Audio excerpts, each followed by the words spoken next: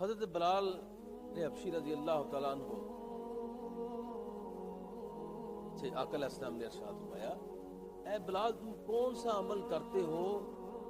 کون سا ایسا عمل کرتے ہو کہ میں جب جنت میں گیا، معراج پہ گیا، تو میں نے جنت میں اپنے آگے تیرے چلنے کی آواز سنی ہے، تیرے قدموں کی آواز میں نے سنی آگے، کون سا ایسا عمل کرتے ہو؟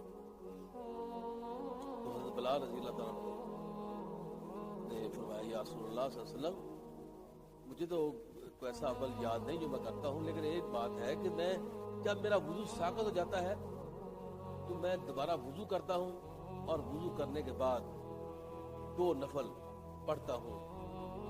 وضو کے 2 نفل پڑھتا ہوں، یہ میری عادت ہے۔ تو آپ صلی اللہ علیہ وسلم نے ارشاد فرمایا،